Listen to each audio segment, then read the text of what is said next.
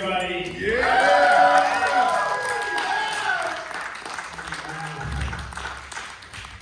How many people in here saw this for the first time tonight?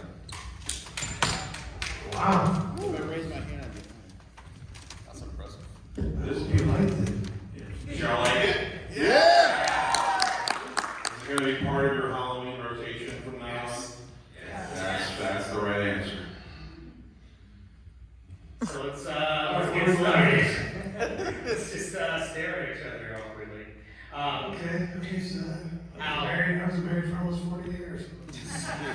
Stooge is one of like our favorite assholes, right? He is the character that we love, but like in most films, he would be the first one we'd want killed, but we root for him.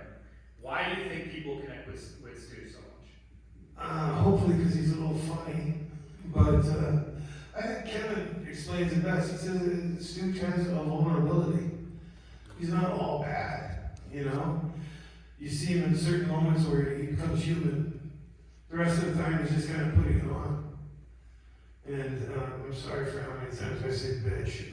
I had no idea it was that many times when I did it. It was quite a lot. It's gotta be like 15 times. They cut out all the F-bombs off, so that's kind of a trade-off. But yeah, I think that's it. I think he's, you know, you can tell that he's not bad at heart. And because of that, you know, some people can warm to him. Also, too, everybody wants to be a little bit of an asshole every now and again. You going next, Chris? Okay, yeah, that makes sense. So I'm gonna, a lot of people that you guys don't know, Hal's actually my grandfather. Woo! Yeah. All right, guys, I clearly made a mistake in letting him go next. So Hal, please fill everybody in. How did you meet Deanna? Well, we were in the covered wagon coming to California. It was a while back, you know. And she made this mistake of climbing up in the wagon for a rest. And the rest was history. And so, you're a little Stooge. You're really good. I'm getting embarrassed. Yes, I never met his dad. It was just a dream in my heart. That's all. Yes. But you guys do look like twins, so that is like. You want he's the before and the after.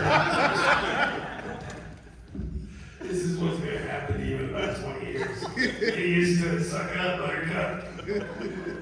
My wife, where is she? That's what she got to look forward to. This is it. One day you're going to roll over. Yep. That's the way it works. Let's move on. Yeah. So, Hal, Oh, wait, I get a turn. you got a turn? Yes. All right. I gotta say thank you, Chris, McKenna, and PVD Horror guys, and Coolidge Theater. You guys have been wonderful. We love having you. Chris, before you say anything, this is your first time, Hal, in New England, right? Yes. Yes. So you're here in New England just for this? Yeah. Just for everybody? Well, also what you You call don't have to mention that. It's for this. It's good because I know that. I'm like, yeah, for this. Well, that's what started it all, yeah. But I don't remember the name of the thing anyway, so. It's got like 4 names, what do I know? Yeah. But there's a horror convention around the corner. Maybe what, an hour or what? It's 45 minutes. I don't know. It was an hour. It was an hour from the airport last night, so they may have gotten a little lost on the way up there. But you know, it's Yeah. okay. I have no idea where. That's okay. That's what I was counting on. But it's a nice place. All right, that's it. I just want to say thank you. And thank you guys for coming out. So, Hal, 35 years ago, this movie was made. It's officially turning 35 next year. Aside from, you know, the time that's passed, obviously, what does it feel like that 35 years ago that this movie is still playing to audiences like this and still beloved? All right, I won't make any old man jokes. But I think I lost my head on the last question. I don't know. You never know what is going to gravitate to and whatnot, you know? I mean, I thought we were making good with the win, of course. You know, I was in it to win, you know? But when you find something that people enjoy this much later, it's, you can't just be anything but grateful. Really, it's just, without you guys, you know, I wouldn't be here. I'd have never seen New England in all its, syrupy glory. Yes. He's been making fun of my accent all day. Some guy doesn't even speak English. But yeah, I mean, you just gotta be grateful. You got lucky. You got a good job with good people, and it worked. You just, I mean, the big part is getting lucky. The other part is working hard. And, you know, loving what you do. I wouldn't still be doing it if I, you know, wasn't a moron. Completely addicted. It's like the most addictive thing on the planet. That's it.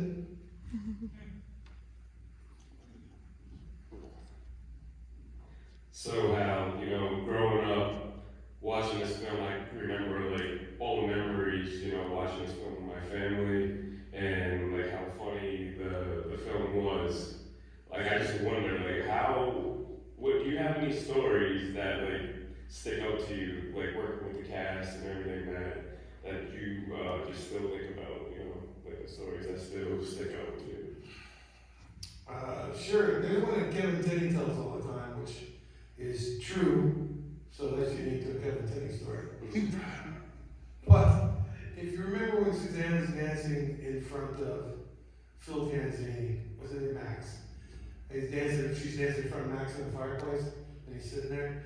Well, we used a thing back then called smoke cookies, and they look like little pieces of cow pie. And you burn them like incense, and they make this beautiful blue smoke that you very carefully waft and try to fill. And you'll notice for a lot of almost all the shots, there's this blue hue that's over it, and it's that smoke.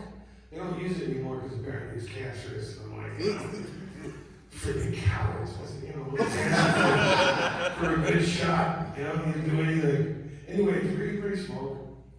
And the problem is it gets all in you. It gets in your clothes and your hair and your lungs and your nose. It takes like weeks to cough it all out. So we're going to do that shot. It's Max's close up. And he's sitting there hungry by the fireplace.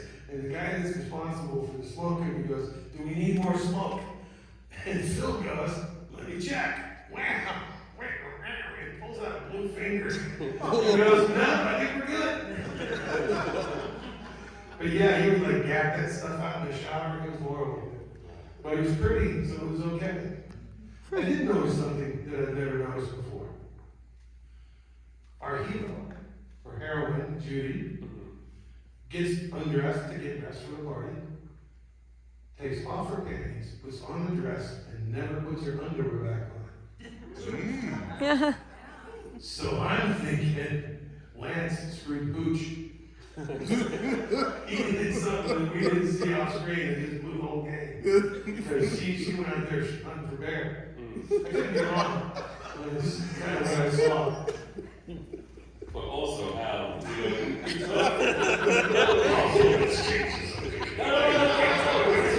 important. We were out to dinner, and I said, "Hal, you're gonna watch this movie tonight?" And you said, "I don't know." When was the last time you watched this film? Like 5 years ago. 5 It years. was a screening. Okay. It was the only screening I've sat in on, except for this one. Yeah. I 'Cause, don't like watching this stuff. yeah, that was But I didn't want to get up because I was in the front. I didn't want to get up and walk out. You still did. Well, I'm glad we stuck you at the front. Yeah. Yeah. But I enjoyed it. I noticed a lot of stuff I've never noticed before, like the panties. And the amazing variety of flashlights. Everybody lives in the same town and knows each other, but we all go to different places to buy our flashlights. And I actually remember them picking out the flashlights. They laid out a table of flashlights. There was like, I don't know, 20 or 30 of them. And Kevin was like, "Okay, this is so-and-so, this is so-and-so." And they went through and actually made a decision on each one.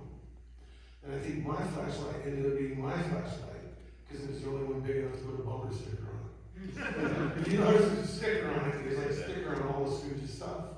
So I think that's why, I don't know. Back to the Judy thing, it's not in the film, or it's suggested, but a lot of the times in horror films, the heroine is a virgin. She's usually, this sort of all-good American virgin. Judy's not a virgin in this movie. There was a subplot that was cut out where Judy was pregnant. Yeah. No, Joe Augustin, the producers thought it was teenage pregnancy, was like, no, we're not doing that. Well, sure. It was We're not doing it. But it was in his original draft that she actually was pregnant. And that her and Sal had a relationship, which is why Sal was trying to get back with her, and but they took a lot of stuff out. Well, I figured it was a little bit going on with Sal, but I thought she was a virgin. Because of what she says. She doesn't answer. The way she fights it. But I agree, she doesn't actually say it, so okay. I guess that explains the panties. There you go. Because she doesn't need them anymore. Okay. I do not know, I was trying to give her more credit to it. I wasn't, it was actually made worse. Never mind, let's leave her alone, she's great. What else is going on? What other stories? Other stories. There wasn't a lot of stories, except I always tell the one where I scared myself. So, there's not a lot of power in the house, there's like no power upstairs. And it was always kept dark anyway, because they were always shooting, because we were shooting the house, and all our dressing rooms were upstairs. And you never went up there because it was pitch black, so it was like, we always just hang out outside. But after the tongue bite scene, I was covered in blood and I had to get cleaned up. So there was a bathroom up there, and I wanted to take a shower. And I got cleaned up, and I started to walk out. As I reached for the doorknob, I heard somebody outside. I heard the wood floor creaking, like way down the hall. And I was like, there's nobody up there. I know I was the only person. Didn't hear anything, so I reached for the door again. What the fuck? So finally, after about 5 minutes, I'm not exaggerating, I got the courage to open the door, and I see that the floorboard goes all the way out into the hallway. And the floorboards usually stop at the door jamb, but this one didn't. It goes all the way out, so as I stepped on this end, I didn't break.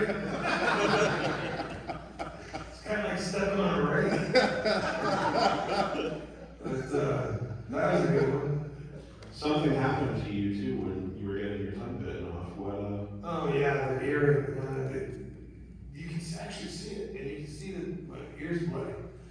When she grabbed me, my ear, I had those dangly earrings, and they got caught in her lace glove.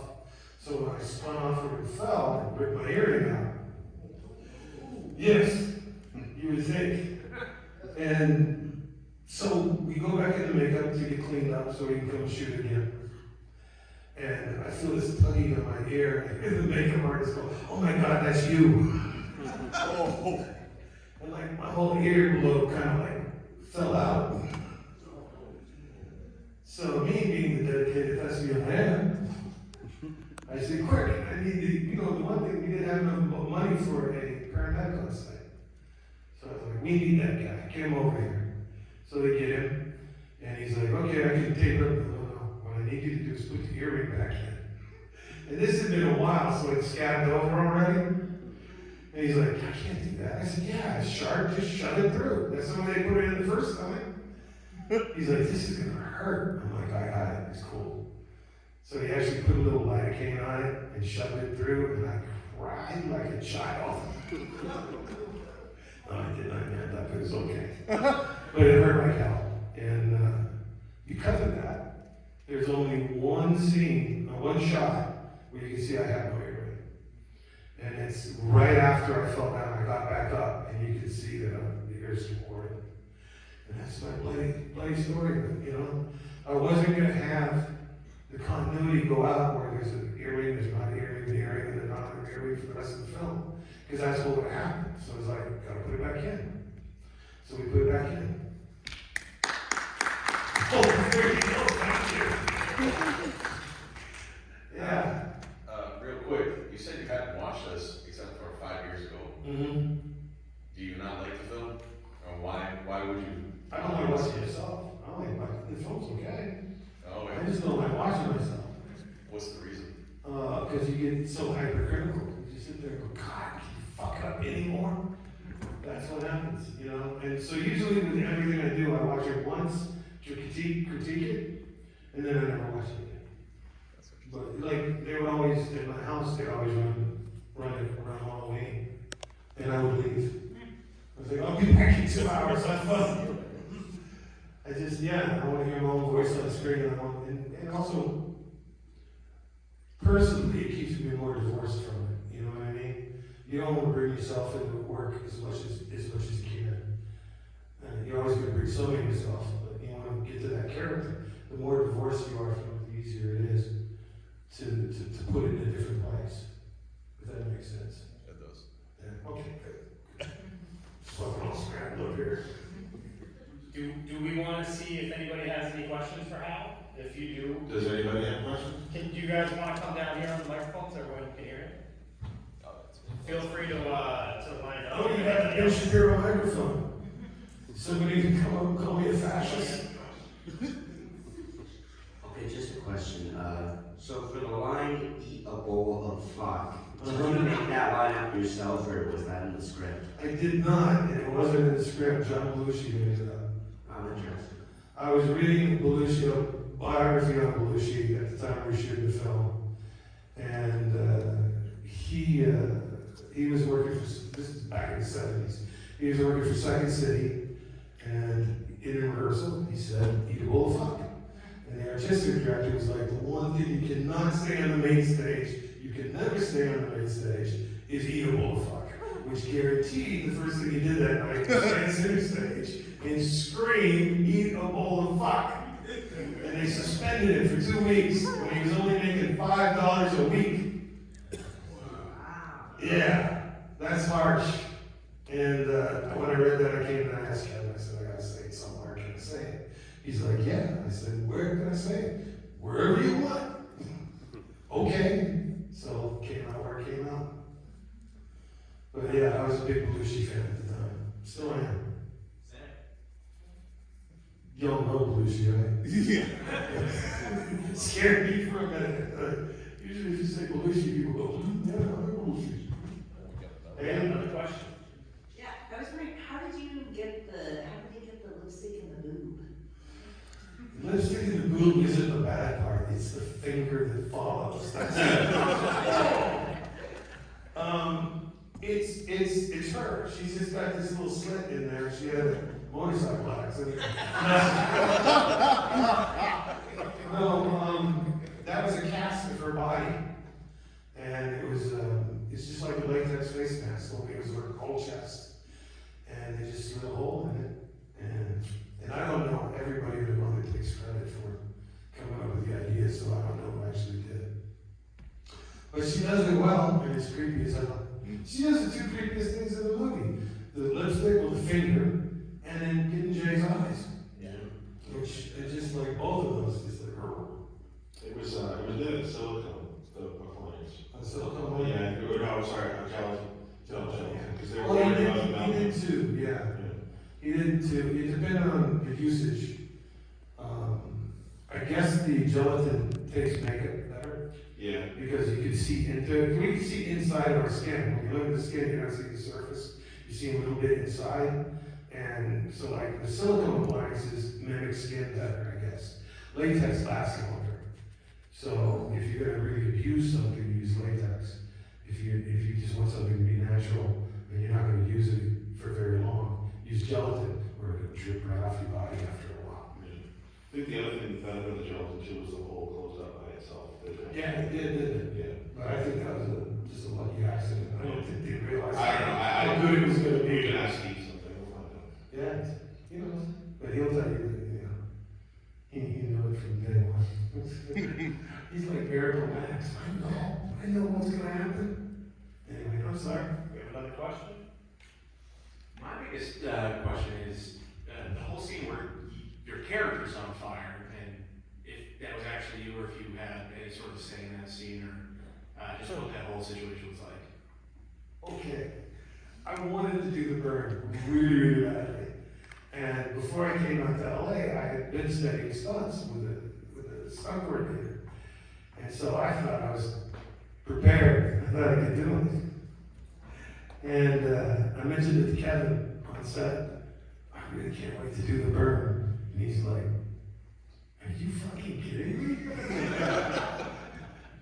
I'm not gonna let you light yourself on fire. I got a movie to finish. So no, I didn't get to do it. A guy named Paul Short did it. It was my stuntman in like, I don't know, 3 or 4 pictures. So he was really good, and I imagine now he's more crippled than I am, because he took all the hits.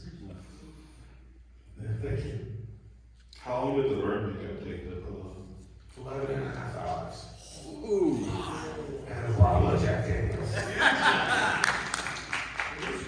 And it took so long that I was sober by the time we were done. But it was worth doing. He actually developed the makeup for the Richard Pryor biography film. And Richard Pryor didn't like it because it was too real. And if you look at the movie, you'll see that his burn makeup isn't very real. And it was just too personal, I think. It was just too hard for him to take. So I got it instead. And he actually, your skin burns in 3 layers. Because I guess there's 3 layers of skin. I don't know a lot about this. Steve does. He researched it. And so he did 3 different makeups. For each layer would burn, and he painted each one the way it would burn. So there's actually 3 layers of makeup on 3 appliances.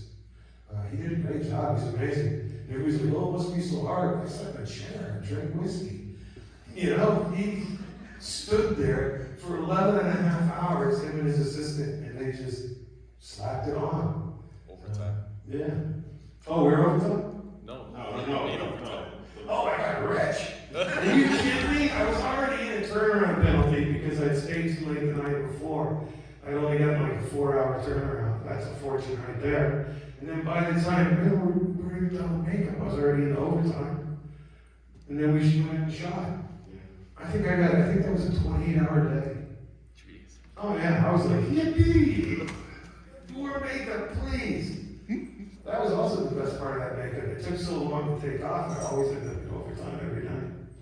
Man, that was a good job. I like that one. Everyone says, was that a good one? Yeah, if the check cleared, it was good. Sorry. I have 2 questions. The first one is there like significance to who lives and who dies? I'm sorry? Like, Lives and who dies. Okay. and then also, what's your favorite horror movie? Oh, okay. We'll start off with my favorite horror movie, that's easy, Exorcist. Greatest horror film ever made, one of the greatest films ever made. Yeah, Exorcist is an amazing piece of work. Significance to who died? Yeah, there was. There was a specific order. I don't know what it was. But it was really well thought out. And see if I can try to remember a piece of it, because it all made sense. I talked to Kevin about it before. I don't know. I don't remember. But there was a significance to who died. Obviously, there's a significance to how they died. You know, everybody died in their own way. Usually lust was the big problem, you know. If you think about it, Lance, I can't remember what's his character name? Jay keeps, you know, looking at other girls. So of course he gets his eyes gouged out. Stooge had a big mouth. So of course he gets his tongue bit out. So like, everybody died for, you know, in a specific way. But there was a logic to the order too, I just don't remember what it was. Sal gets a stake through his heart. Well, it's because he had both for shooting. Yeah, there you go. Everybody gets up. You know why he got a stake through his heart? Because he wouldn't stay for the makeup. Well, he was claustrophobic. They, you know, because to do this kind of makeup, you have to make a mold of your face. So they cover your face in plaster. And you have to sit there for, that's not long, 5 minutes, 6 minutes. And then they pull it off, which is the bad part. Billy was not having it. They put that stuff on him, he's like, get it off me. They're like, it's not set yet, I don't care, get it off. So they took it off, and that's why Billy has no possession makeup, because he wouldn't do the surgery. And then there was a reason they did the steak thing. I can't remember exactly what it was. I think it was a time consideration. So they kind of changed it a bit. Is it in the original script? I don't remember. He's the historian what we think about it. I have the original script. And speaking of it, that's the real pumpkin. That's the pumpkin that was on the hood of the car. Yeah. 35 years later, he signed it. And actually, some of the folks who helped me pick up that pumpkin are sitting in this audience. Hi. So, Oh, hi thank you guys. all. No, in the original script, there are a couple of different versions of Sal's death. One of them had his arm ripped off, like Max does, and that didn't happen. And there was another one that wasn't in the script, it was in a storyboard where he used these two black crosses, these two black candles to make a cross to fight off Angela to save Judy. They were in the house. And Angela acts like she's scared of him, she recoils, and Judy runs off, and Sal thinks he's winning, and she grabs his wrist and starts to laugh, and the candles actually melt and become like a snake that goes down his sleeve and around his neck and in his mouth and solidify in his throat. And I assumed that didn't happen because they were just like, how much money do you think we have to make that happen? So, I even looking at those storyboards, I was like, this was ambitious. Yeah, I think it was a time thing. If I remember right, it was about having the time to shoot. Yeah. Because toward the end, we were running out of time hard. Yeah. You know, I mean, it was a limited budget. It wasn't a small budget for that time, but it was limited, and there was going to be no extra cash because all the extra cash they used for other movies. So it was like that was it. We're done on the day we're done. But Billy did set forth in motion, so I don't know if you folks noticed, the people who become possessed in the movie get the demon makeup. The people who are murdered sort of turn into sort of zombies, which is, without the teeth and the eyes. And that was because of Billy, because they just decided, well, if we can't do everybody, even if one person's off, we gotta figure out how to make this work. So they did everybody else as just ghouls, essentially, without the demon. Because everyone was supposed to be demoned out at the end of the film. That's right, Teeth and everything, but, Billy saved them time and money, so I guess good on Billy. Well, there you go. I don't know. I was out in the front yard smoking cigarettes. I know. That was the funniest part, because I would sit out there in the morning and sit out there and you get a heavy smoke, but we've been working all night. And then all these kids start walking to school. And you sit there all deep and out with yellow eyes. You got some pretty strange looks, but you forget you were wearing this stuff after a while. And we actually, one time, Phil grabbed me and goes, let's go across the street and get some breakfast. So I happily go wander off to get breakfast from this little taco stand. And Phil tells the story that he said there were like four gangbanger looking dudes at the table when we walked up, and they took one look at me and turned and walked away and just bailed. And the guy at the counter, he goes to take my order, and he's staring at me and acting funny. It's like he's not even hearing me. I'm like, dude, I want a chicken burrito, man, wake up. And then I realized I had the makeup on, and that's what he's staring at. And I was like, fuck, it's okay. And then Phil ended up completing the order because he was only missing an arm. Well, Billy actually got pulled over by the police when he went off after his death scene. I gotta go. It feels weird walking over there. Don't worry about it. Did you have a crush on anyone during the filming of this movie? They were very attractive people. Billy was a good guy. And he sent me every single one of them. And they're all just like great people too. They're all so wonderful. I mean, we were all young and we were all really happy to be there. Phil was the only one that had a lot of film experience. By that time, Phil had done, 20 or 30 projects probably. He started when he was young, and funny enough, my wife cast him in his first job. Cast him in a commercial when he was like 7 or something like that. And he did the commercial with Todd Bridges. It was a Life cereal commercial, I think it was. But it's like Jill is the sweetest person on earth. I don't know what her name is. Franny is she's just as sweet as hell. And I guess that's an oxymoron right there. But then you got Linnea, who always plays bad girls, but again, sweet person. Kathy. I mean, she walks around with no panties on. What do you like? Kathy again, and they were really sweet. And, you know, you look at the, I can't think of anybody's name. Who's Angela? Mimi, yeah, Amelia. She, I can't remember they used to call her Amelia. She grew up and wanted to be called by her real name. But she was like someone to listen to. She was really smart, really knew the business, because her aunt was in the business and she was big time. So she knew a lot of stuff, and she was one to listen to. As young as she was, I think she's a little younger than me, but she was smarter than me, which most women are. So I got used to it over time. Her aunt is Brookline and Rose on Golden Girls. Yeah. No, Blanche, sorry, Blanche. Oh, one of them. I didn't watch it. Jesus Christ. Why the fuck would I watch that show? Classic. We were talking about that. I said somebody else.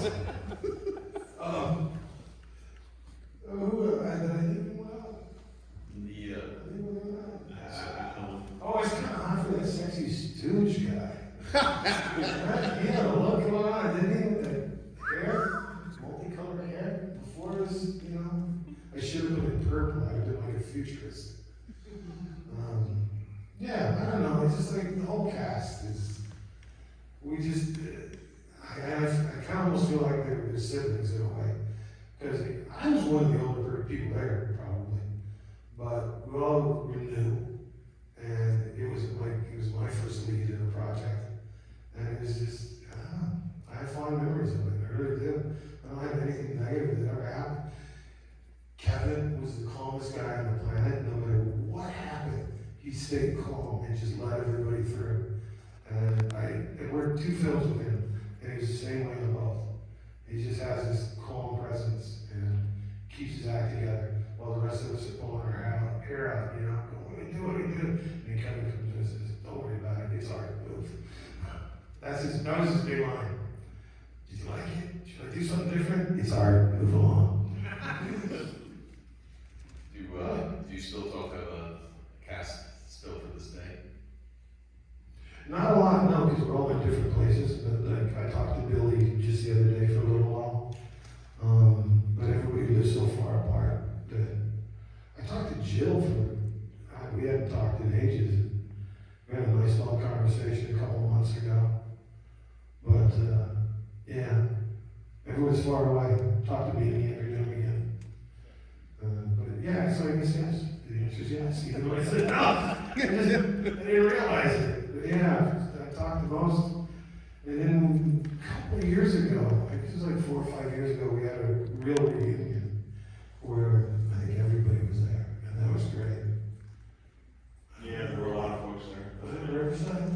The one in LA?